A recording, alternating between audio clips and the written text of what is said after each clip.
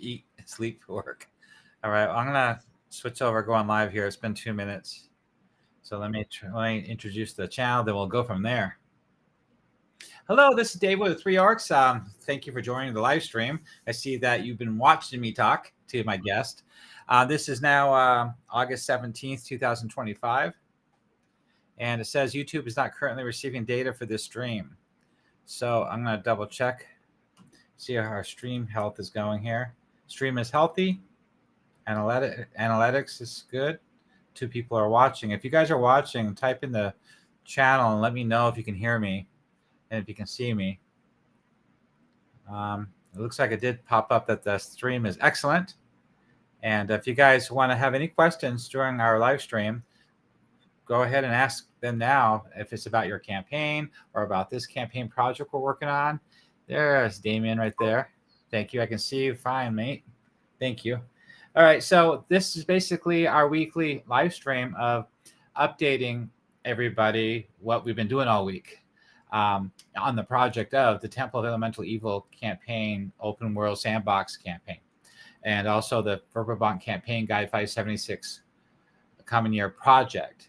And anybody that's been following this channel for the last couple of years know that I've been working on this for 7 years. Hey, Sarge. Yay, thank you. I've been working on this for a long time. There's like over 2,200 articles on World Anvil for this campaign, over 13 villages, the city of Verbobonc, and also different organizations and NPCs and locations and things like that.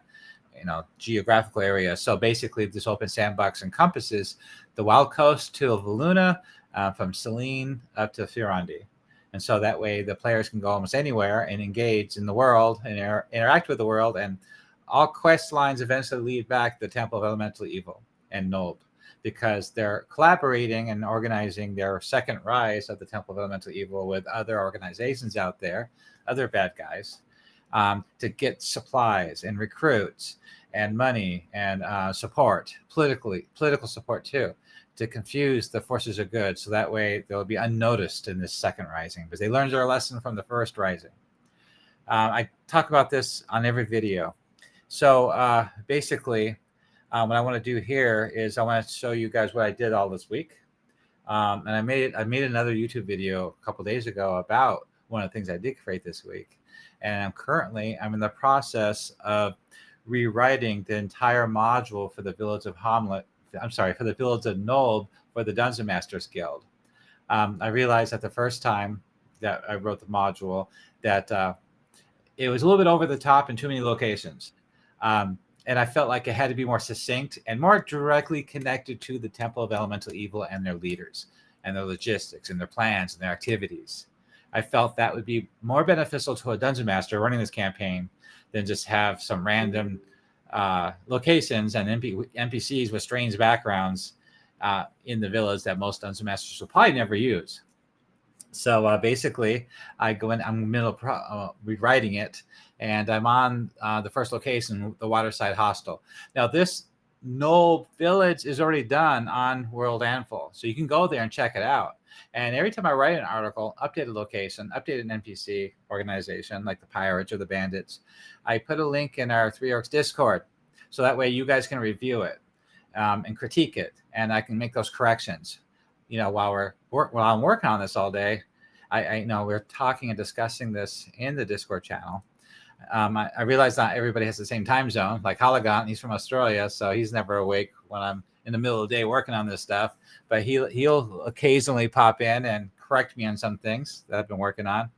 But yeah, you're all more than welcome to join me in the Three Orcs Discord channel so we can work on this project together and get it done, because I want to expand the actual campaign world out into the Wild Coast and other countries around the area, so that way the players can be from almost anywhere and start the campaign almost anywhere and go almost anywhere as part of the campaign itself.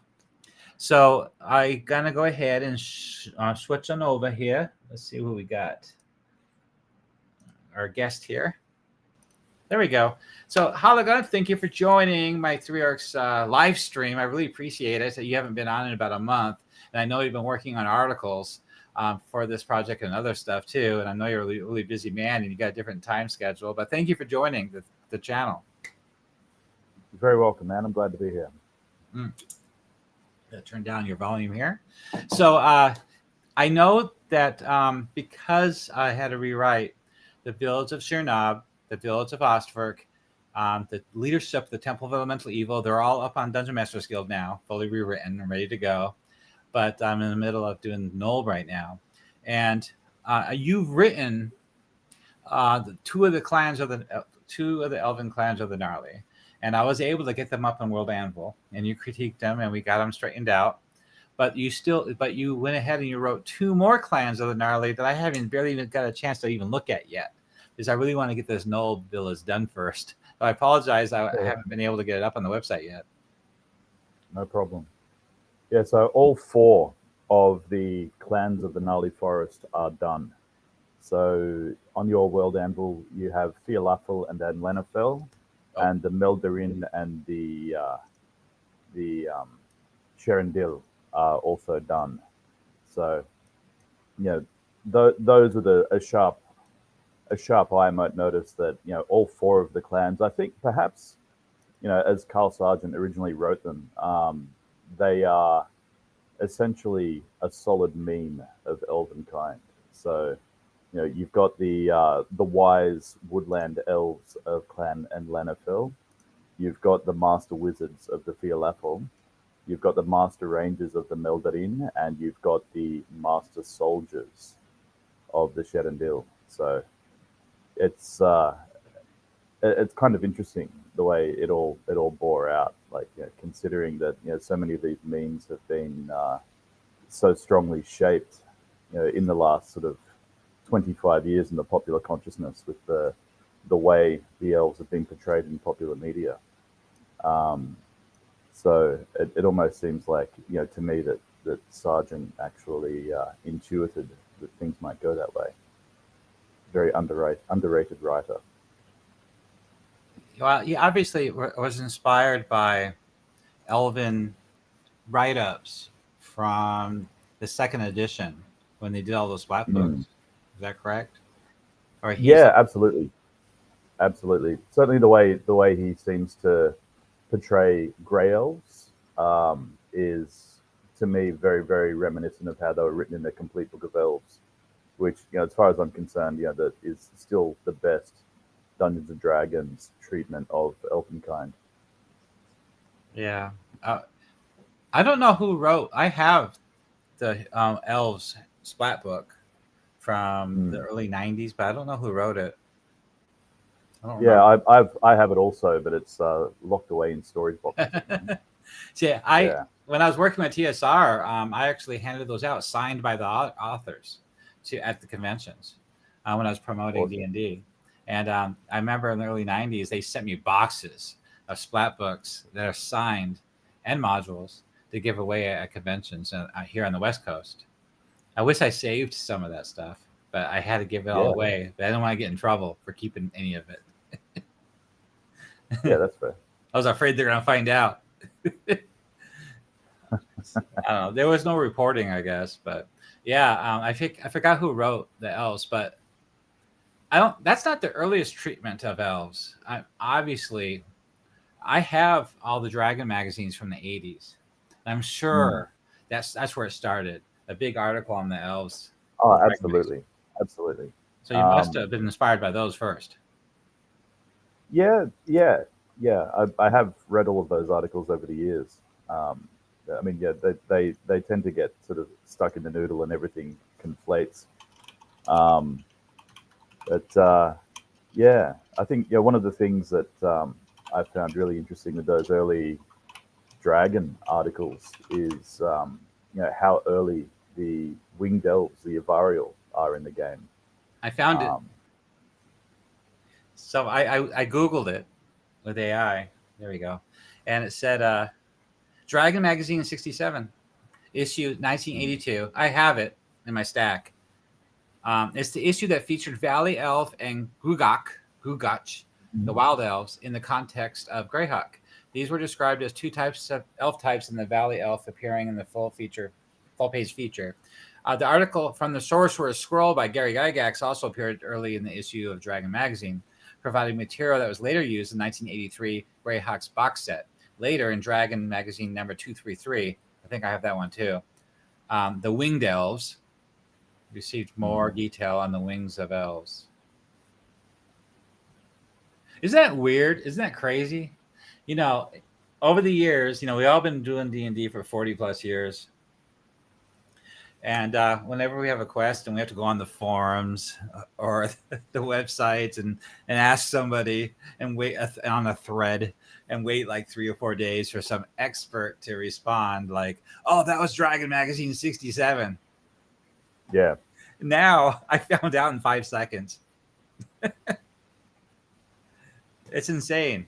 Because I'm getting into vintage computer games again. I bought myself an Atari 2600, a Super Nintendo, Nintendo 64, Nintendo Wii, and so I usually when I'm into like vinyl records or cassettes, I've also been into cassettes lately too, and I got all these boom boxes. I'm collecting boom boxes.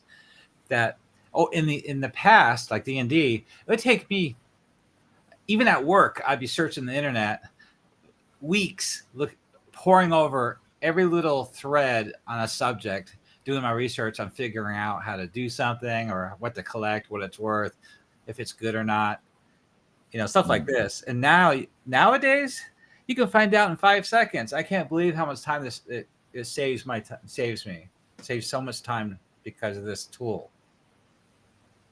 It's crazy. Yeah, it is extraordinary. And the thing is if you hit deeper dive in AI mode, you can correct it. Like, no, that's not what I meant.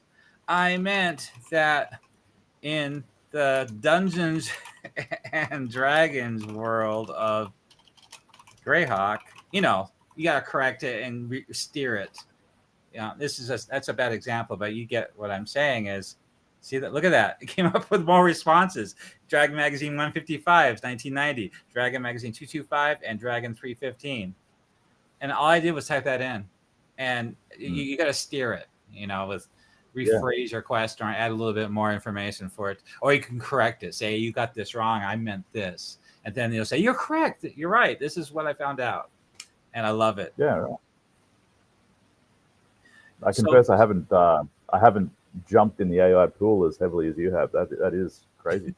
This is how I found out a lot of my information. I should do a search on Hologunt and his writing. What did Hologunt write about the clan Meldurin? What did he have to say about that? I wonder if they'll even tell me. That's pretty funny. You know, as soon as I put your article in World Anvil, I'm sure people will be able to Google it then, because anything in World Anvil is Google. It's in Google. Yeah. So that's why I have to submit everything on World Anvil as fan content under the WotC fan content policy. And at the bottom of every World Anvil article, by the way, is this. You gotta scroll all the way to the bottom. That stuff. Every article, I have it automatically add that in every article. It's like pre-configured. So, you know, it tells everybody that none of that stuff is mine, except for the stuff I wrote. It's under fan content. You're welcome to use it for free.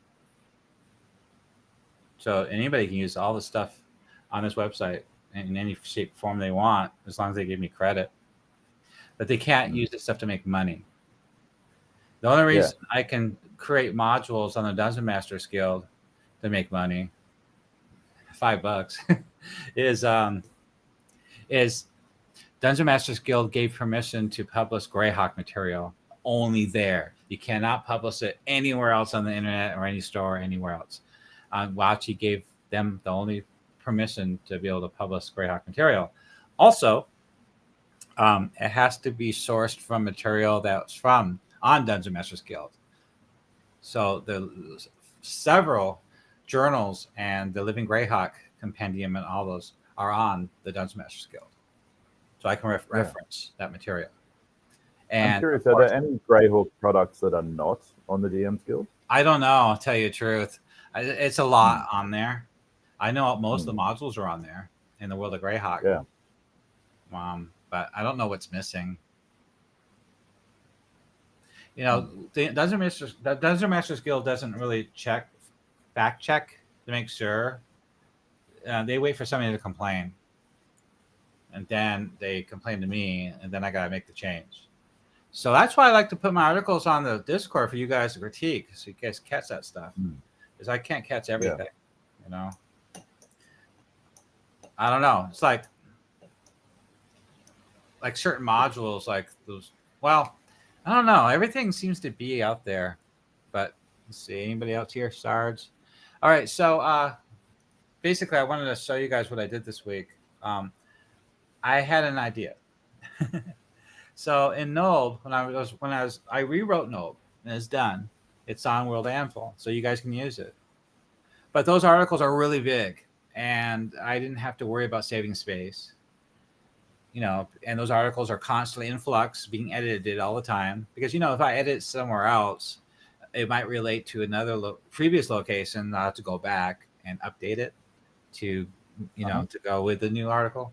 So, but the thing about a module is you can't do that. It has to be done. You know, people buy the module and they use it.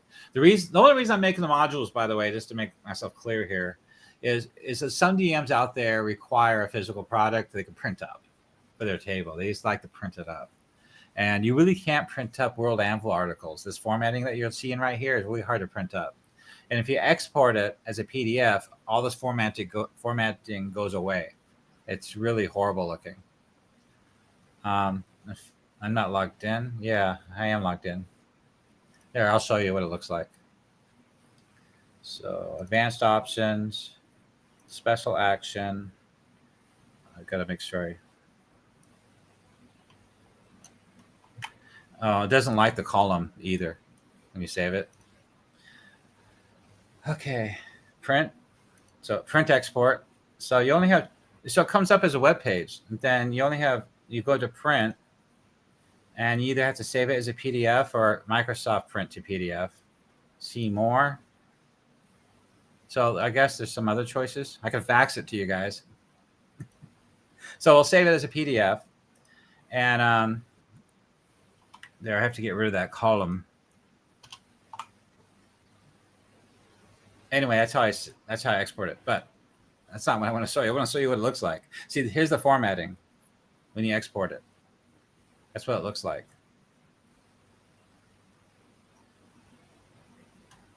See this chart I made? See, it's like floating, disembodied. There's no blocks. And so, you know, you can print that up and use it, I'm sure. But you're just not going to get the formatting of World Anvil, that's all. But if I can, I export this and I rewrite it for a PDF module for the Dungeon Masters Guild, it looks better than this. The formatting and everything. It looks really good. It's very concise, very well put together, very well laid out. And I got editors now looking over this stuff to make sure there's no mistakes. So this is an article I wrote. So anyway, this article I wrote this week. So I was thinking, there's a lot of Dungeon Masters out there in the past, especially, that they'll just send their players to Nob. In the original module, there's only 4 locations. So Nob isn't all that dangerous. You know, it's not that big deal. I think it's more dangerous, the fact that the Wandering Monster table in the Temple of Elemental Evil module, you know, you got bandits and pirates and all sorts of stuff popping up in the chart. But it's not really organized that much. It's just kind of random. And so it's not that dangerous of a place compared to how it should be. Now, in the Temple of Elemental Evil module, there's a DM notes section in the module. And Gary Gygax does tell you, and Frank does tell you, that you should expand the module, expand the campaign, expand the village. They gave you 4 locations to start with, and they expected you to expand it. And that's a lot of work. And not everybody can do that or have time for it. So mine is fairly expanded. It's like 40 locations or so. And a lot of factions. There's 2 bandit factions. There's 2 pirate factions. There's the temple agent factions. You know, you got the Greater Temple, Fire, Earth, Air, and Water, and there's a couple other factions too. And then you got those humanoids. So there's a lot going on in Nob, and Nob is the cesspit. It's this village of scum and villainy, and it's also at the intersection of trade through the gnarly forest, divers, wild coast, and the Viscounty, and heavily recruiting. If you look at the table, if you look at the actual module about the recruitment of the Temple of Elemental Evil, there's a lot coming in just per the module. And so can you imagine what that looks like? And Hedrick, the Supreme Commander of the Temple of Elemental Evil Second Rising, he does not want to tip off the forces of good that this is happening. There's no temple here. That's what it says right here. See that? We do not want to draw the eye of the West into the temples ready. So I decided, I was thinking, so they want to portray this as a bandit pirate town. Nothing else is going on here, just unlawfulness. It's local authority, local problem. There's no reason to get the Circle of Eight involved or any organization like that. They suspect something's happening, and that's why they sent Canonist DeVay and Otis to see what's happening. They're like scouting ahead, spies, trying to figure out if something's going on. That's when the players enter the picture before they find out. They suspect, but they don't have proof yet. And Hedrick is keeping it that way. So I thought, what happens if a paladin or a cleric of like Pello or Foltis or Heronius or whatever comes walking into Nob? That would be tough. If you look at it as a normal D&D type of view of how bad guys are, a town full of chaotic evilness, that paladin probably won't last more than 30 minutes. But Hedrick does not want that to happen, right? The Supreme Commander, he wants no unnecessary provocations, no martyrs, and do not draw the eye of the West until the temple is ready. He doesn't want to tip off the forces of good that anything's happening here. So they are very hard, all the agents of the temple and the leaders and the bandits and pirates, they're behaving and they know they need to portray this village as that and nothing else. And so all the dealings and recruitments under the table and shady corners. And I thought, how are they going to handle a paladin walking into town? How are they going to do that? And so I put my head together. I decided that I should write an article about it. So I did write this big old article this week, and I made a whole video about it. So I don't have to explain this article I wrote, but you can just watch the video I put it out a couple of days ago. But every faction and strategy and running the state at the Waterside Hostel, DM tools, misdirection through the different temples, how to run this at the table, tavern hooks. There's that chart I was telling you about that doesn't look good if you export it. A lot of stuff. And since I made the video, I added more. So on the right is, scroll up, related plot hooks. So I added all this too on the right-hand side. Bunch of stuff, locations, NPCs, and dealing with the paladin or the cleric and his friends. Likely reactions to the paladin, things like that, and how to handle it. Example dialogues. So this is what I worked on all week, besides working on the Temple of Elemental Evil, the Village of Nob module for the DM's Guild. So that's all I wanted to say about what I was doing all week. So what about you, Hologrant? What have you been up to? Well, aside from just working quite hard this week, I'm still cracking along with my book on Selene. So I'm slowly getting to the end of providing a profile of every single county, duchy, principality, some baronies of the Kingdom of Selene. And once that's done, I'll move over to demography and religion and a few other things. So it's starting to come together. I've still got a long way to go before it'll be ready. But pertinent to this discussion is how the Kingdom of Selene reacts to the Temple of Elemental Evil, because Countess Tilahi, who is a character who is rescued from the temple, she is an agent of the Queen of Selene. I've written her up as the ambassador to the Viscounty of Verbobonc. So once she is rescued by the play she's the prisoner in the temple, right? She is, along with her consort and bodyguard, Sir Juffa. That's right. Yes. So they, if rescued, will return to Selene, and they will report that the temple is very much alive and well.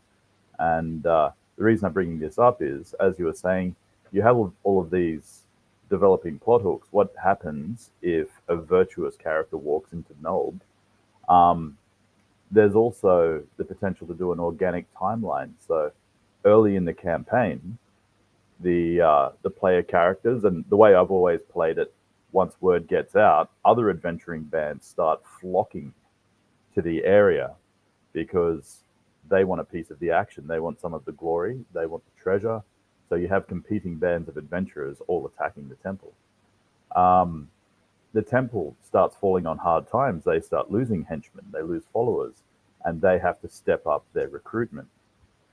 And it would be worth doing an organic timeline of the temple and certainly of Nulb, of what happens as the campaign progresses. Because you've got the agents of the cult are kind of, particularly in the Waterside Hostel, they are working together, but also at cross purposes. And Right. at least in the further chronology of events, there's a bit of an upset in the Waterside Hostel. The bartender kills the innkeeper and makes off with all of his treasure. That's how it was presented in the Return to the Temple of Elemental Evil adventure. Yeah. What happens One down the line? One owner of Waterside is connected to the Earth Temple, and Wa is connected to the Fire Temple. Correct. Yeah. So I think Dick Wrench is the Earth Temple, and Watt, the bartender, eventually murders him and makes off with all of his loot and disappears. Well, hold on. That's a potential quest that could happen in the campaign, right? Yeah. So I'm just saying it would be a really good addition to the website. Going, month 1, adventurers start to arrive in Nulb.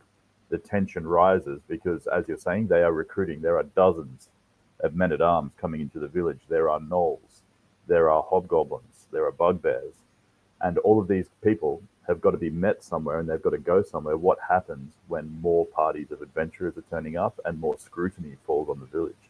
So you could go month 1, month 2, month 3, month 4. It would probably take a while for the temple to be ground under with all of these forces arraying against it. Yeah. You're right. Though. You're right. So in the Knoll village, I did rewrite all the quests.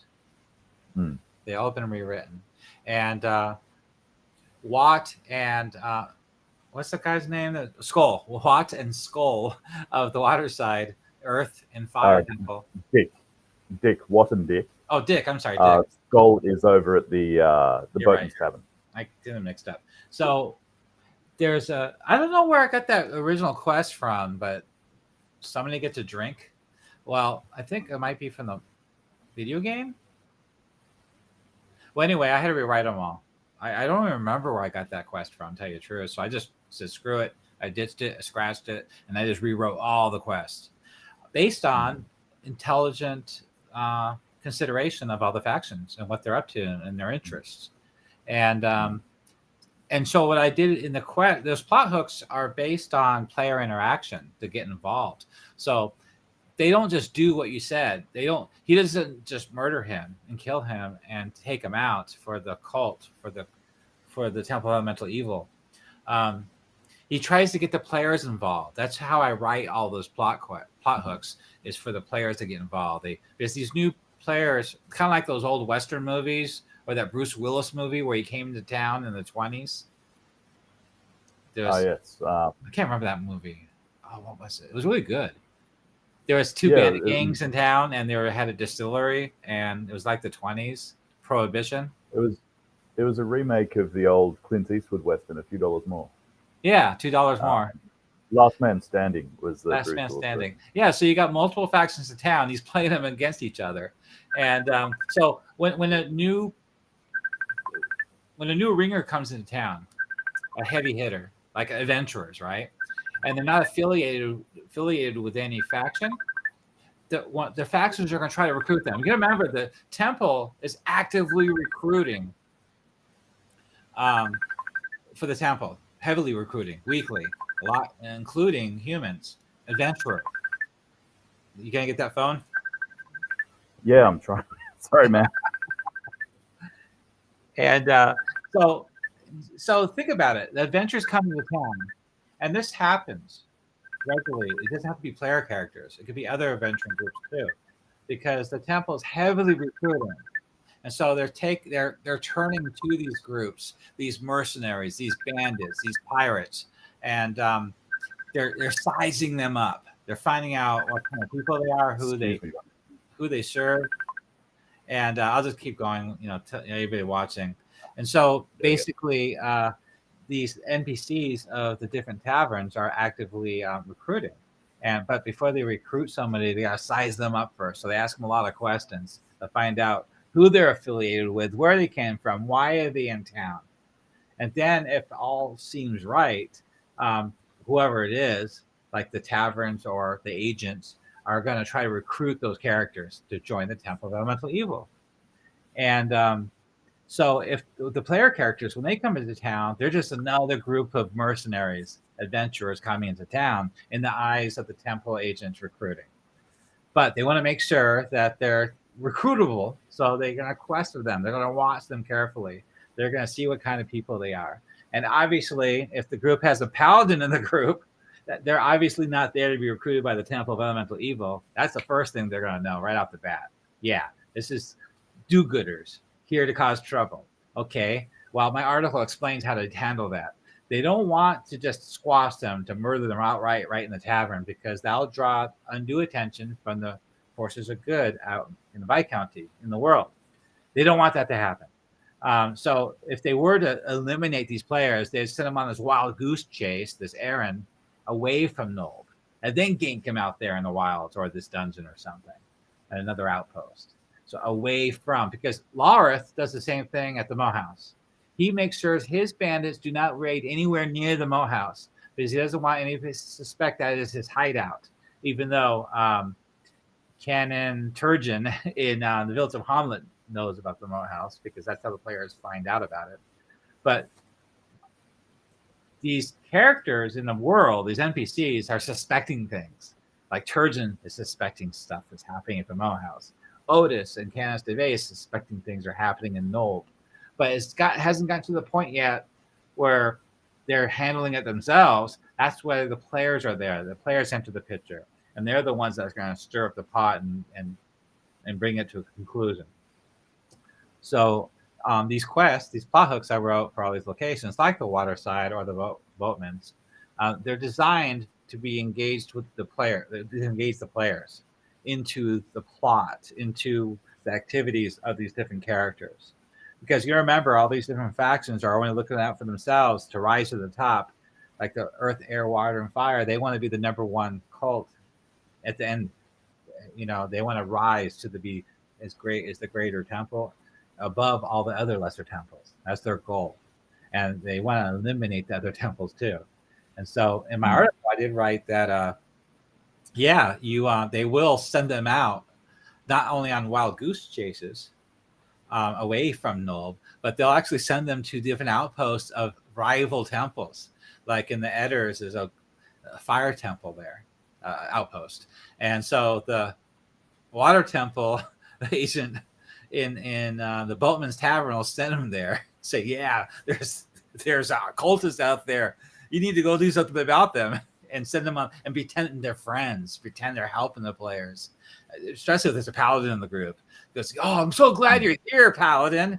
Things are really getting out of hand. There's bandits and pirates everywhere. Somebody's got to do something about it. Those fire temple cultists lately, they've been stirring up trouble. It's a splinter cult from remnants of the Battle of Emerald Meadows.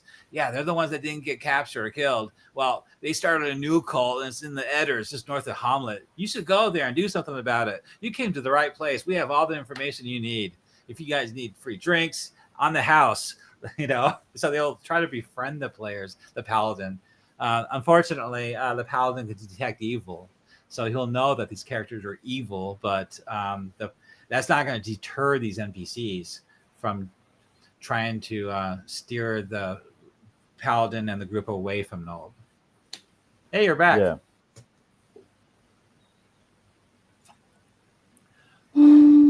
Welcome back.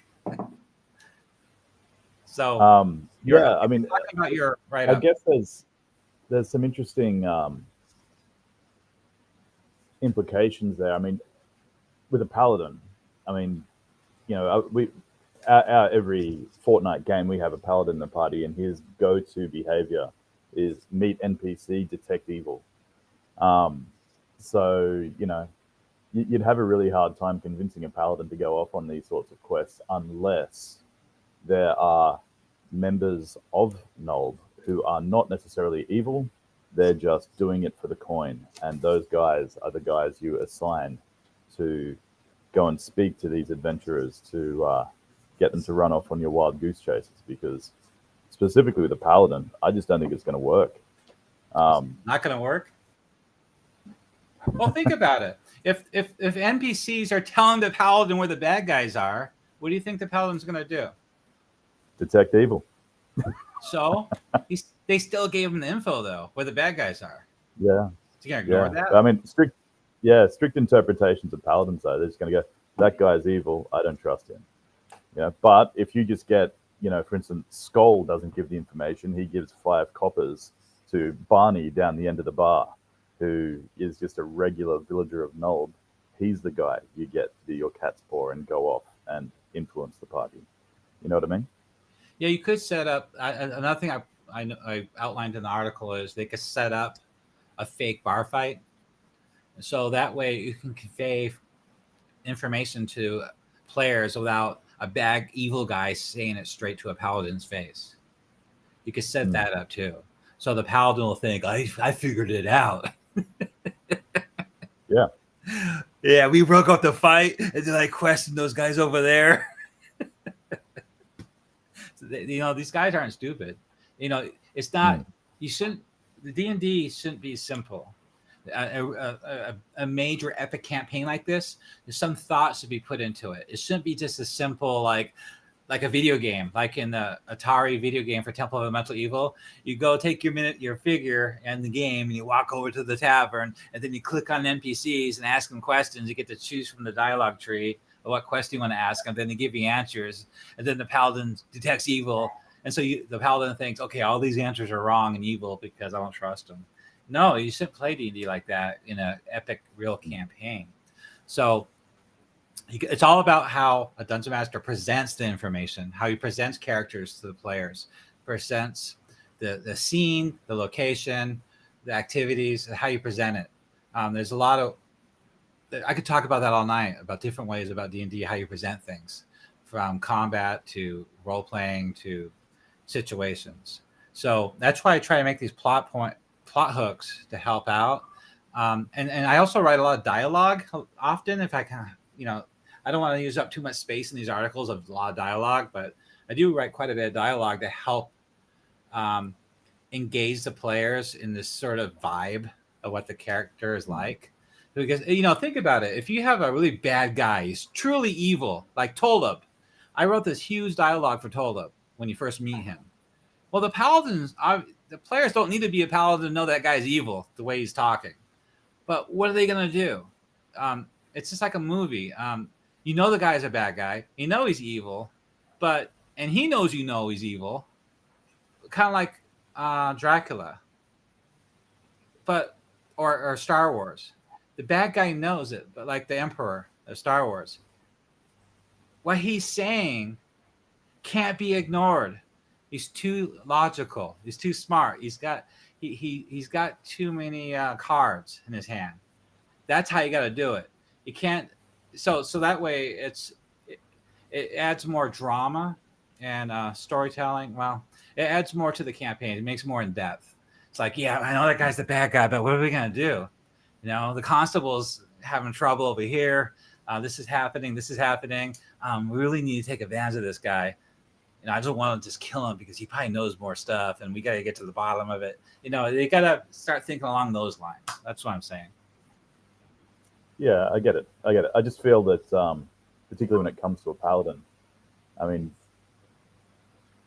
there inevitably comes the conversation in like an old school D&D campaign. I think it's a bit different with 5th edition in the way they treat paladins. But if there is agents of evil giving you information that to some parties would be, okay, well, that's associating with evil. Like they will just instantly step away from that, or they've got to have the conversation with the paladin. Why don't you go over there? We're going to go talk to this guy. Well, if you're a paladin and you enter a village of scum and villainy and everybody's evil, so you walk into an evil tavern full of evil guys, and you're way outnumbered, outclassed. These heavy hitters, 10th level characters are talking to you with all their men, and you're surrounded, and you're there for information. That's the party's number one goal. This is not a dungeon. You're not entering the Waterside Hostel, room number 1, dungeon level 1. It's not a dungeon. You're walking in there to stay the night, to get food, to get rumors, and find out what's going on. So with that mindset, you're not. It's like in a dungeon crawl. You open the door, all those bad guys are there, and you go in fighting. You start swinging to kill them because the paladin says, "I detect evil, kill!" and he charges in and tries to kill everybody. But that's not going to happen in a Nold. They all know what they're getting themselves into when they arrive there. And the way you describe it, the scene, the way I described it in these articles, how overwhelming it is. The only way you can survive, I don't care who you are, unless you're 10th level, you're not going to survive if you present it right. And I wrote the descriptions of these locations with that in mind. There's a lot of NPCs here, and they're all very powerful, different ways, different organizations. It's like you got 100 guys here and 100 guys there and 100 guys behind you and 100 guys in front of you. Well, how are you gonna just start attacking them? That's not the point, man. The point is really just, if a paladin walks into Nold, of course he's not going to start swinging at everyone he detects evil on. There's big evil and there's little evil. Like he will use his detect evil. If you're going to run an intrigue-laden campaign, smart agents of the temple will use people they know a paladin won't detect as evil. Not everybody sitting in the waterside hostel or in the boatman's tavern is going to detect as evil. True, there are neutrals too. And everyone in Nold needs coin. So, to create more tension and to improve the intrigue in your game, don't use evil people as your catchport. Just use people that want a bit of coin. Like these themes work better when you're just using level 0 commoner to be your information source to propel the adventurers, because that gives you another double blind. It gives you a tier the adventurers have to hunt through to find the agents. Yeah, that is one way to handle things for sure. But I also mentioned the article about they're setting up these encounters, like these fake bar fights and things like that, to really pull one over on the players, to steer them away, to steer them towards a legitimate target. Yes, but that faction's enemy's target. Like the Earth Temple is going to try to steer the players to the Water Temple fort on the 100%. River. So. So about the temple, the elves. We talked about this before. So the 2 elven clans that I already added to the website for you, these 2 right here. So we got we talked about this before, Clan Anelafel and Clan Felafel. So they have really powerful high-level wizards there. And I mentioned this is a really good idea before, that they can detect activity along the ley lines running through Greyhawk. And those ley lines run straight through those elemental nodes. So every time the elemental nodes are active, being used, that signal can be detected. The activity can be detected along the ley lines. And those particular elves in these 2 clans are detecting that. And they're suspecting activity in the Temple of Elemental Evil. So that information is probably getting to Celine as well. So maybe we should take that into account too when you're writing up the timeline especially after that elf lady gets rescued from the Temple of Elemental Evil. Absolutely. I think at least early on, until Talahi returns and cries foul because she has been imprisoned in the temple, I think you would get the Law Masters of Oakvein and you'd get the Lord Wizards of the Fear Level would be detecting things amiss. Initially, because there would be mercenaries, human mercenaries, and goblinoids and other humanoids making their way through their lands, like actually hiking through the forest from the Sus up the Wild Coast Verge and then across the Gnarly. They go directly through the lands of those two clans. Yeah, the reason initially- the reason the large amount of humanoids are doing this is because the Temple of Elemental Evil is actively, heavily recruiting. So that means all this activity, all these recruitments are traveling through the Elven lands to get there. So they notice that too. You're right. Yeah. So I think that's where the initial alarm would come from. Yeah. And then it would take a lot of work for them to work it out. But, I mean, the only real depth given to Selene is in Gygax's novel Artifact of Evil. And there's definitely a sense that the elves of Selene are content. Even before the way things went when they did the Living Greyhawk Gazetta and the Greyhawk Wars, where the elves closed the borders, the elves are pretty keen just to ignore the world and do their thing. Endstad is an endless party of beautiful things happening and art everywhere.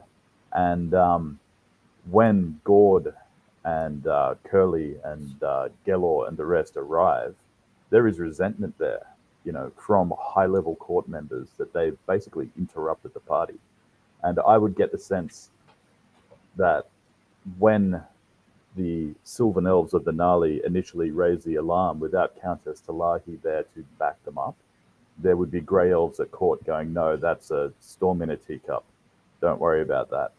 So that is a running theme of what I'm writing about Selene. There is a timelessness to Selene that they don't want disrupted. They see change right on the outside as disastrous. So they just don't want it. So what you're saying is that any kind of catalyst to change would be rescuing that lady from the Temple of Elemental Evil third level. Exactly. She's exactly on third right. level, Yeah. I think.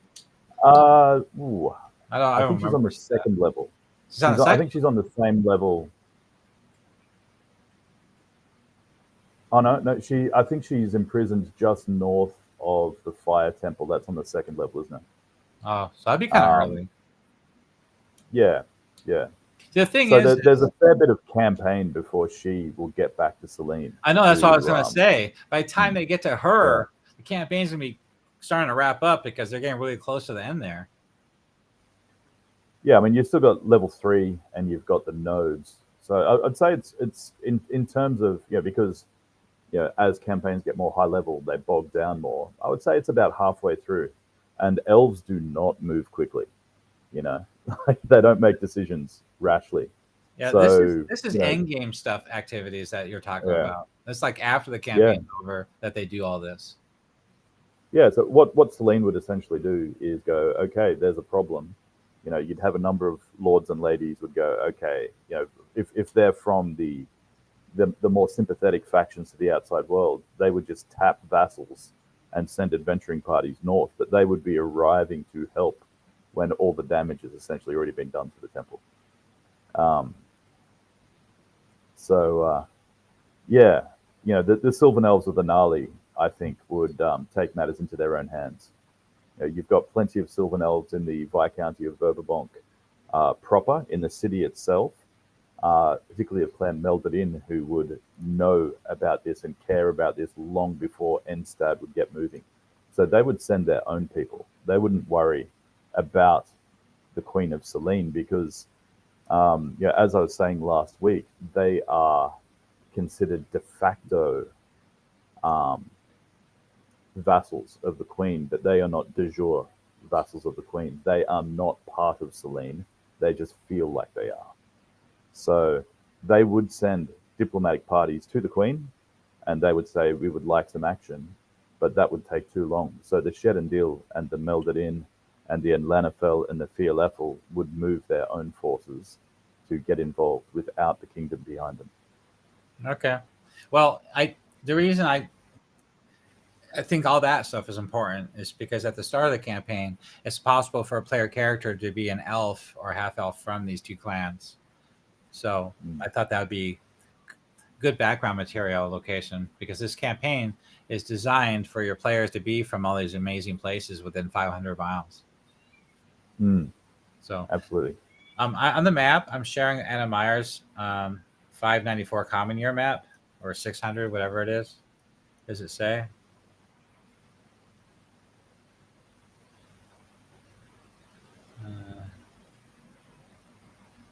The map says no, there's no year on it. But if you look at the map, you see the Orcus Empire with the Pamars? Mm-hmm. That's not 576 common year. So what they did was they took half of the Wild Coast over and into the Whelkwood. See the Whelkwood border?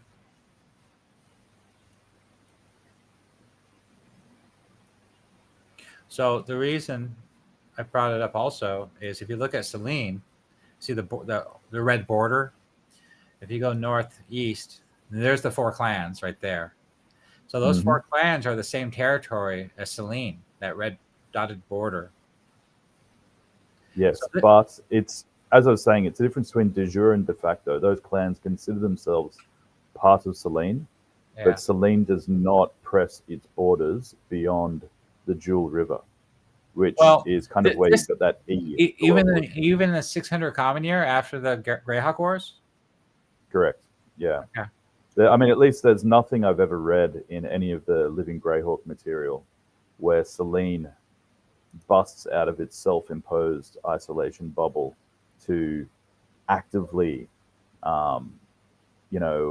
seize part of the gnarly forest. The elves of those clans consider themselves part of Selene. Selene is content for them to feel that way.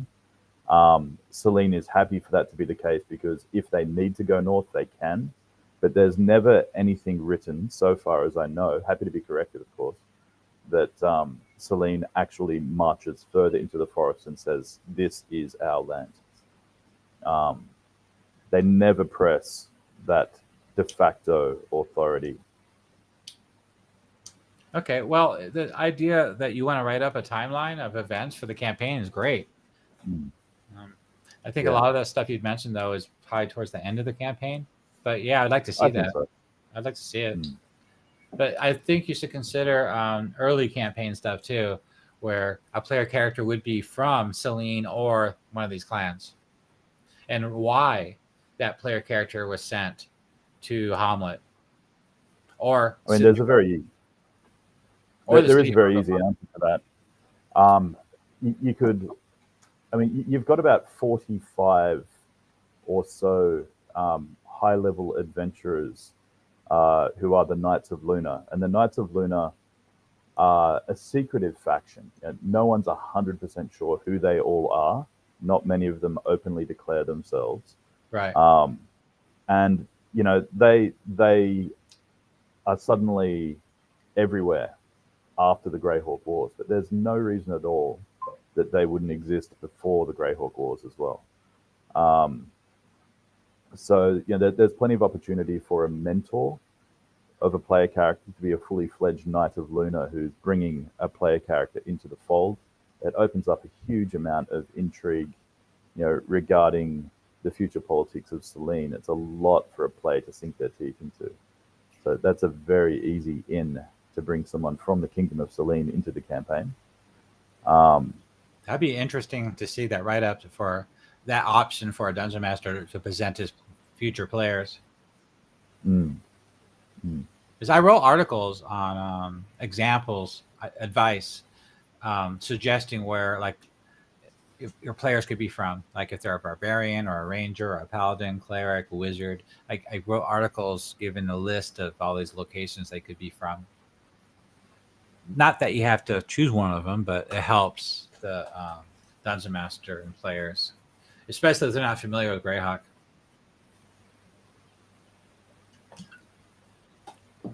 They don't want to spend too much time writing a backstory. Okay, I'm from here. That sounds good. I like these halflings here at Gallows Corner. I want to be from there. Okay, there you go. Or I want to be a gnome. It's a cool little village. What? It's a cool little village, Gallows Corner. Yeah, I haven't done it yet. Is Nambural on your Viscounty map, or is it just a little bit out of the border?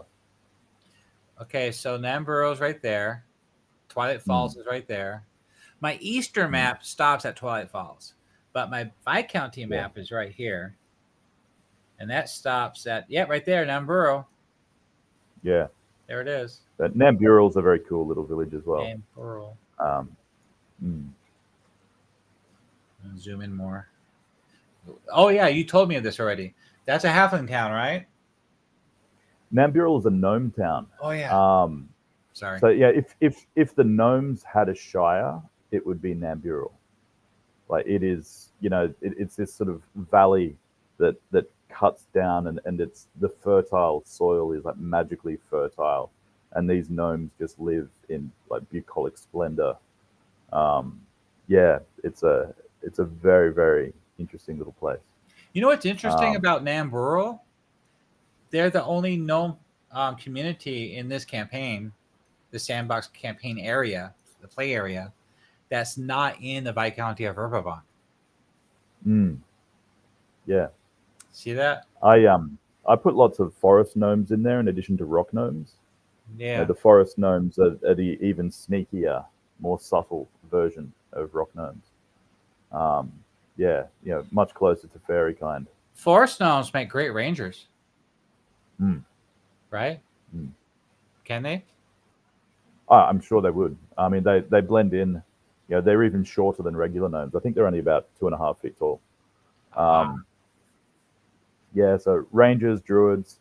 I think they get some, even some enhanced illusion abilities. It's been a while since I looked at them. They are a lot of fun.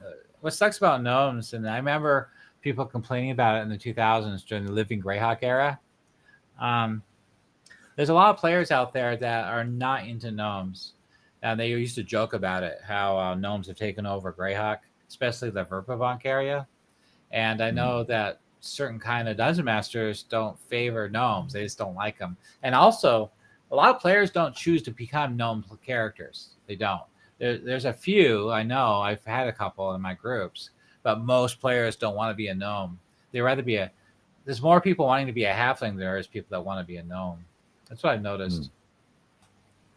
I mean, I guess, a lot of people look at a gnome and they just see it as, a less quantifiable halfling.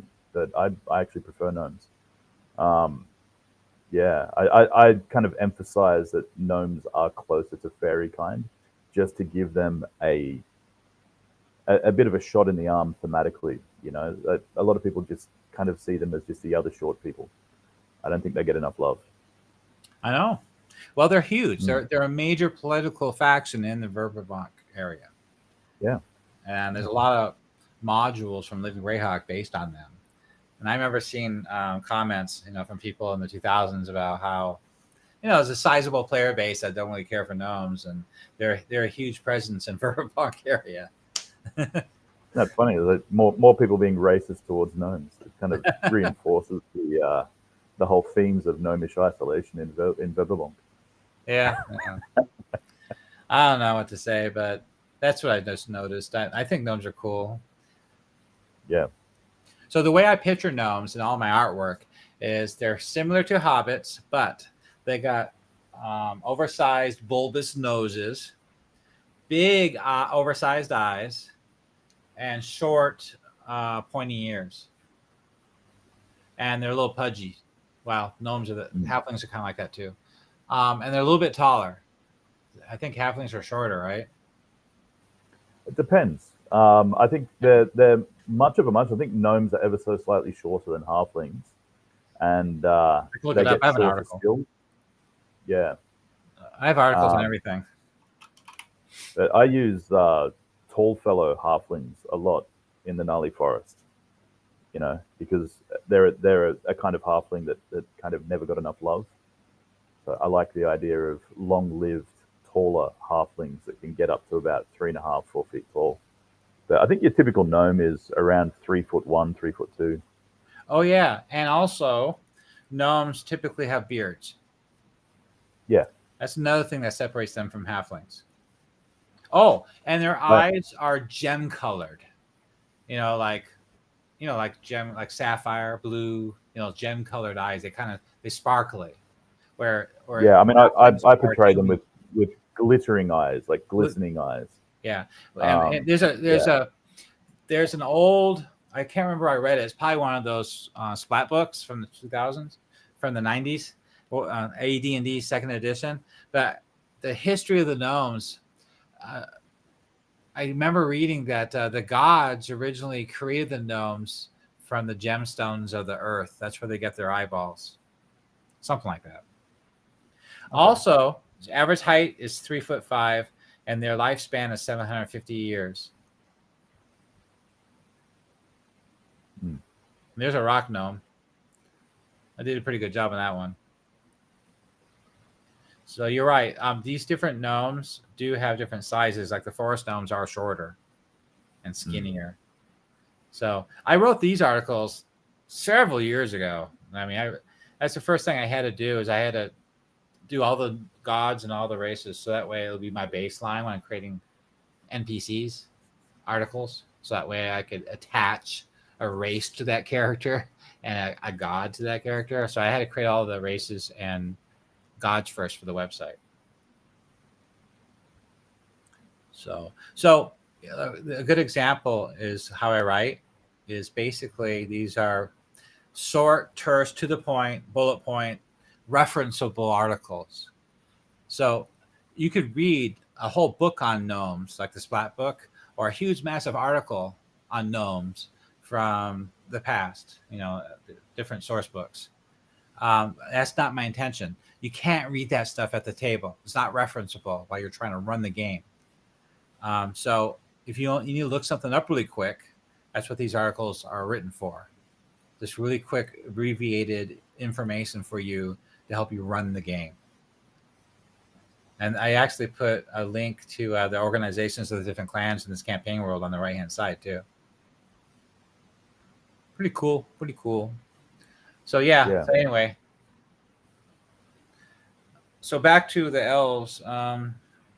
So what else I haven't got a chance to do the other two clans, so I really can't tackle that until I finish Nold. But I'd like to add it. So Clan Meldurin right here, you can't. If I click on it, there's nothing there. And up here is Clan Sharendil. See, all it does. I mean, I can provide some basic notions of what's written. So Clan Meldurin are the most numerous of the 4 clans by a significant margin. And they're also the most spread out. So some of them are as far west as the Relgwood, which I think is technically within the borders of Valuna, not Verbobonc. And many of them in the city of Verbobonc, living in the Elvish Quarter there. There is? But they are... Oh, yeah. Yeah. I thought the elves, I'm trying to think here, the Elven Enclave, the elves of the Elven Quarter in the city of Verbobonc was a different, or were a different set of, they're gray elves. They're a different clan. No, they're mostly Sylvan elves, which was kind of weird. Like they're urbanized Sylvan elves. Let's find out. Yeah. So I get my information. I said this many times before. I try to stick to the lore of the original Greyhawk lore box sets and books and Living Greyhawk. So Elven Enclave. There we go. So what did I write? I wrote this up a long time ago. There's a lot of in Living Greyhawk. There's a lot of history here about the roots of the Elven Enclave that trace back to Verbobonc. It used to be an Elven settlement here, so there's no historical lore points to relate these elves to that clan in the Gnarly Forest. So that's something you edited, right? Well, yes, because when you look at gazettas of Verbobonc, any elves that live within the borders of Verbobonc are Sylvan.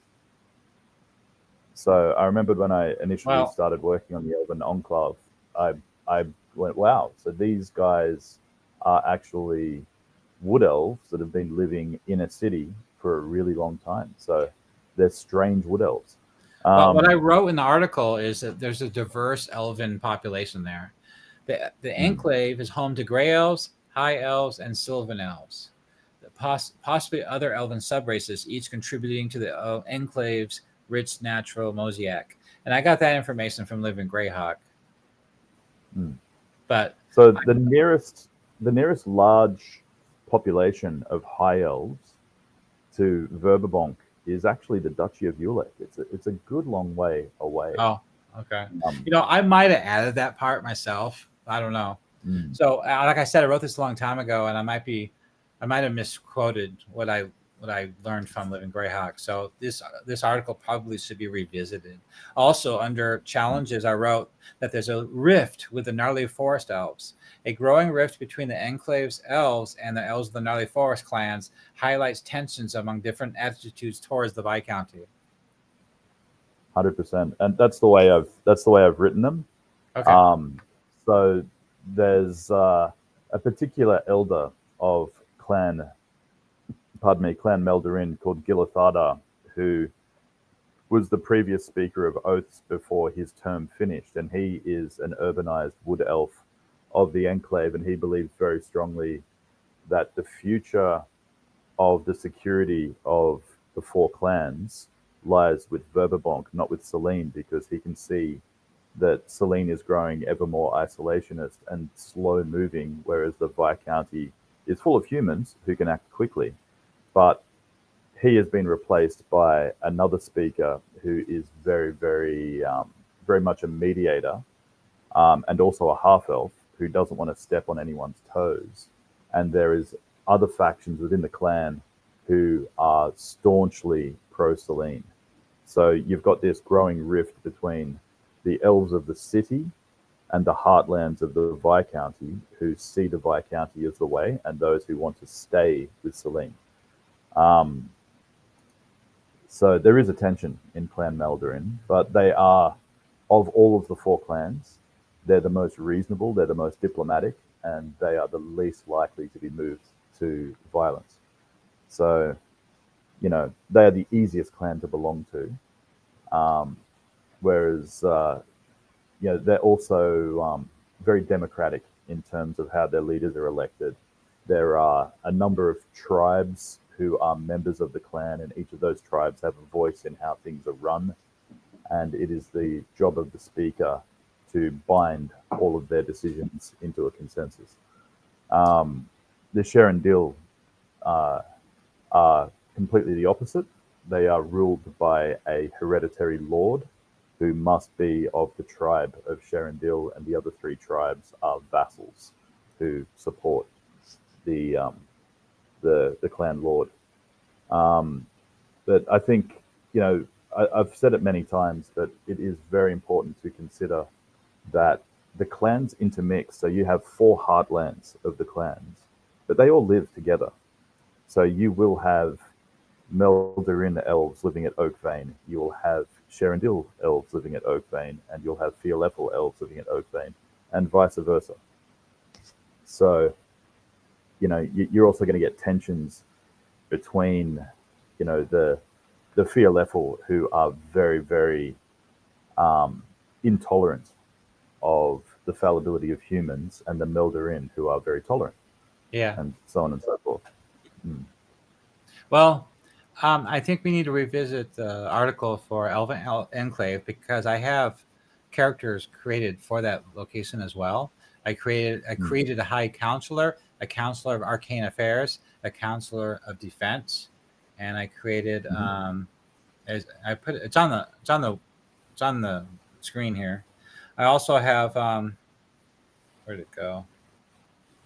I keep losing my mind. Here it is. Ethereal, Counselor of Arcane Affairs, Meglin, a Counselor of Defense, and the Master Scout, Venya. So I actually have characters written out in separate articles too for this location. So if you ever get a chance and you're working on these elves, can you maybe go through this article and update it with what you think should be changed, so that way it matches what you've been writing for the elves and Selene. Absolutely. Yeah, because we want to make sure this whole campaign fits together. Because you can imagine that's another place a player can be from, is the Elven Enclave in the city of Verbobonc. In fact, there is an elf from the Elven Enclave that is a teacher at the Silver Consortium, the Mages Guild, in the city of Verbobonc. One of them is an elf. So if the player was an elven mage, that possibly could be, his connection to the Elven Enclave. So all that needs to be kind of looked over to make sure it matches, because all this stuff was written years ago before we even thought about writing up the clans. And I just based it on information I got from Living Greyhawk, and I went with it, adding a lot more, like I always do. All my wonderful writing. I'll take a paragraph and make an entire article from it. Yeah, I do the same thing. Can't leave it alone. Just expand it 100-fold. But I want to make sure I get the facts right, and I try to do that. But yeah, this is an older article for sure. I even create these little quotes too. But okay, well, yeah, I think I like what you're saying so far, what you're going to be working on. I'm looking forward to seeing it. Hey, Rock the Hobbit's here.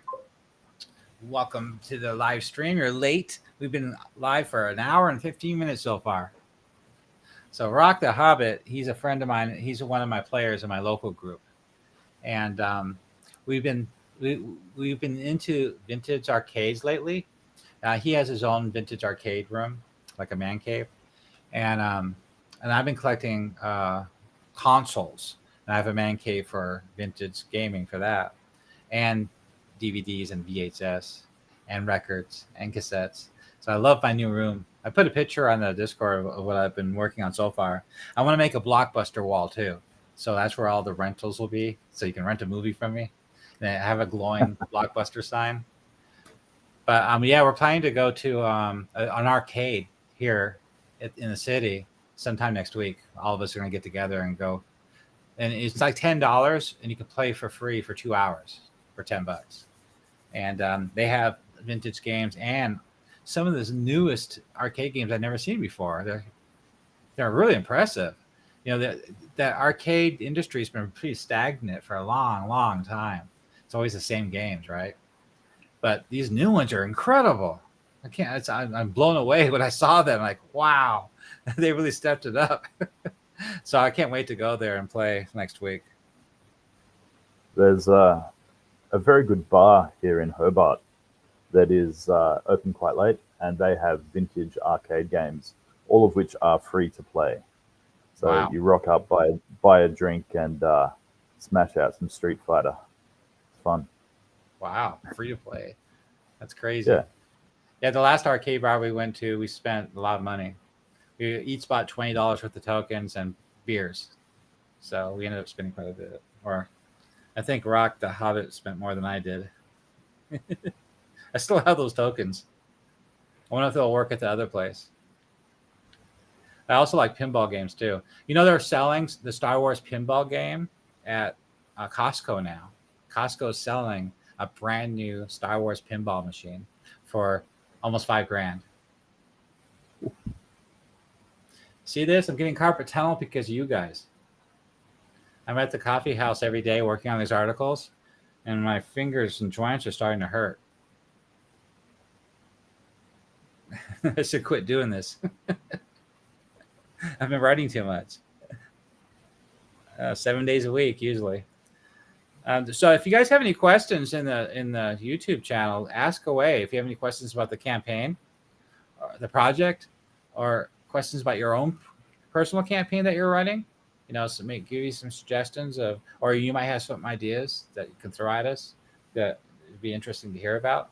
Because usually I'll have a Dungeon Master on this live stream, and he can talk about his campaign and try to get you guys to come on here to talk about your campaign, to see how you guys are running it. Because everybody's running it a little bit differently. They're all using this material, but a lot of it's a little bit different. An ergonomic keyboard. Well, I'm on a laptop at a coffee house, and there's not a lot of you can do about the tables there. But yeah, I probably should get one. I'm getting older. I'm getting old. So, what do you plan to? So, is that your current project right now, Damon? Damien, is that right now? Is what you just outlined? So Yeah. my main project right now is just to keep on with my Gazetteer of Selene, but I believe I did tell you that I would name the locations in Taymouth, so I will get to that over the next couple of weeks. Oh, I was going to ask you. So, are you planning to actually create a module of this stuff and release it in DM's Guild? For Selene, yes, I am. Yeah. Okay. Uh, it's I'm not as far along as I would like to be, but yeah, I'm definitely making some good progress. Cool. You might get 10 or 20 sales. That's okay. That's okay. If I get enough sales, I'll do one on Ferendy next. Well, this is what I've noticed about DM's Guild in sales. The big places get a lot of sales, like Nob and Yeah. Hamlet, but the minor stuff Yeah. doesn't. You know, like Sheernab and Ostfirk, not nearly as many. So I was thinking about doing one on Twilight Falls. I'll be happy to sell 10 of those, you know, because not everybody would use it in their campaign and not everybody knows about it. So why bother putting all the effort into making a module that only 10 people might buy at $5? Yeah. Because DM's Guild gets half the money. But I do get requests to do the city of Verbobonc. I bet that'd be a big deal. So the guy, I think people would definitely buy that. Yes. Yeah, it's gonna be huge though. It's gonna be 200 to 300 pages, I guess.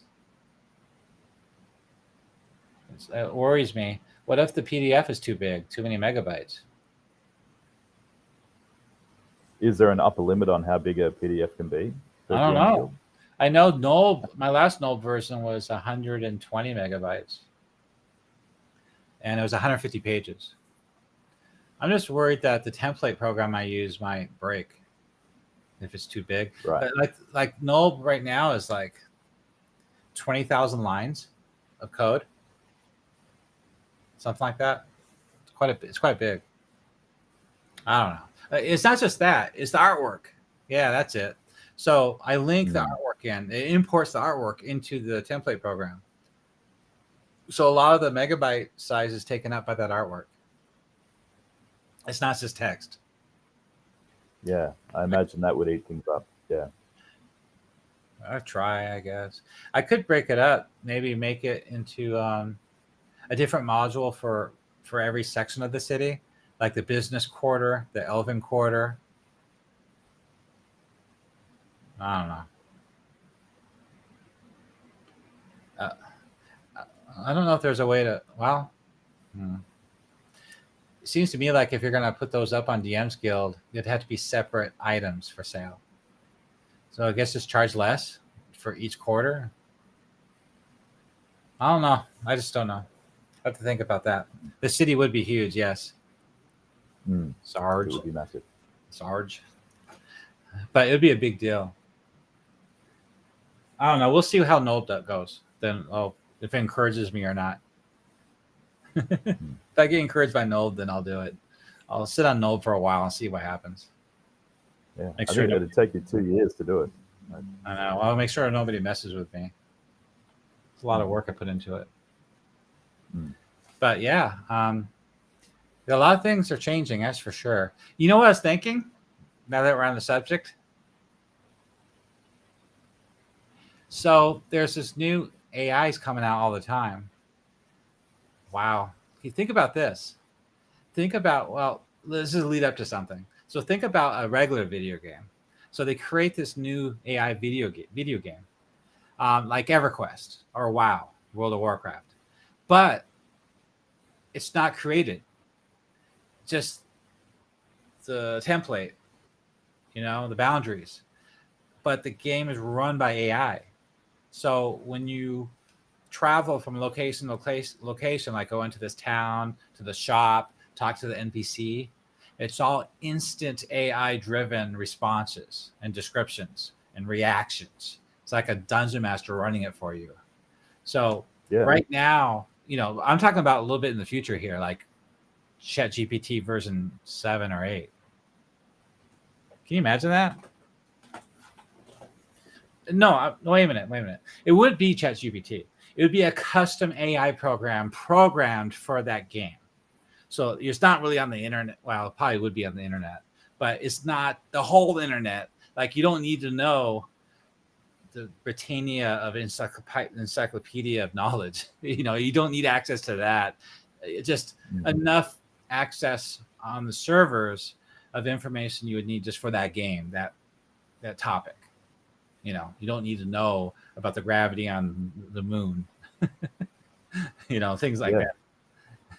So I can see that happening. I bet you anything. So as soon as a game like that is developed, I bet everybody's going to buy and use it. It's going to be huge. So every experience will be different. Everybody playing that game, their experience of playing that game will be completely different. Different storylines, different quests, different rewards, different bad guys. So you could actually program this campaign in a game like that. So you could actually play the Atari Temple of Elemental Evil video game, but as that idea with the AI. Can you imagine that? Yeah, that would take a terrifying amount of power to keep those servers running. It's almost crazy how close they are to doing that now. AI is very powerful. And can you imagine when it's just another year? They're saying in a couple of years, it's endgame. That's what they're saying. Yeah? Yeah. Everything's... Wow. Right now, things are changing. Big time. People just aren't catching up because they don't see it. But it's what's happening is insane. A lot of people losing their jobs. Yeah. In 2 years, the staggering growth of this technology is escalating like mad. And I can just imagine being able to play this campaign or any campaign as an AI program. Like, it wouldn't be like playing D&D with a dungeon master. It'd be more like a video game. But, that's what I'm saying. It'll be driven by AI with different experiences, different quests, different magic items, different characters, different reacting to your character, what you're doing in the game. They wouldn't have to program the entire world. They wouldn't have to, like when they created EverQuest or World of Warcraft, they had to meticulously create the land and the NPCs and the quest, and they had to write all that stuff out. Yeah, they wouldn't have to do that. So that'd be, and you could do that with science fiction too. Like there's a game right now where they procedural generate all these planets. There's like a whole galaxy to explore, but most of them are empty. They're boring. Well, there's that new game, No Man's Sky. That's it, No Man's Sky. So they just came out with a new patch where they added really customized worlds to explore. They added a lot. They expanded it immensely, so it's much more interesting to explore these countless galaxy of worlds. So people are pretty excited about it. But just imagine in 2 years. That's insane to think about. It really is. Yeah. Anyway, it's something I've been thinking about lately. But it'd be cool though, is if they actually hired me as a consultant. I'll help you create a game for Temple of Elemental Evil. Just hire me as a consultant, and I'll make sure you guys do a good job. Make sure you. Yeah, why not? Make sure you do it right. Make sure you don't miss nothing. That'd be cool. I'd love that. Oh well. Okay, well, I guess we're blabbing about nothing. It's been an hour and a half. Anything you want to add to our live stream before we end it for the night? I don't think so, man. I think we've covered a lot of ground. Okay, me too. I'm glad. Things got slowed down quite a bit lately because I had to redo those modules. I've been focusing on that lately, so I still got to finish, making the null module. But once that's done, I'll be back on track again, doing my lot of work in a short amount of time. I'll be able to quickly get back on the ground running again and get into the Wild Coast and Divers and other places you guys want to go to. All right. Well, thank you, Thanks for having me on. You're welcome. I'm always happy to have you on. You're very interesting person to talk to, and your advice and your views on things are highly regarded and appreciated. Thank you. I appreciate that. Let me go ahead and switch this over. Okay, thank you, Hologant. Okay, this is David wrapping up this live stream. I do this weekly to cover what we've done all week and tell you what we're going to do next, and try to get you guys to come on the 3 Arcs Discord channel to help out with the project, or just add your 2 bits, or just discuss it, so that way we can expand it even better. Also, if you want to join the 3 Arcs Patreon, you can come support this project there. All my maps and articles and menus and everything I create is offered for free on my Patreon, on the Facebook pages, on the 3 Arcs Discord. But if you want to get the higher resolution versions of these, you have to be a Patreon member. But you still can just join for free and get all this stuff for free. So thank you for joining me. I hope your players enjoy your campaign as much as all my groups have. And I'll see you guys next week. Have a good night.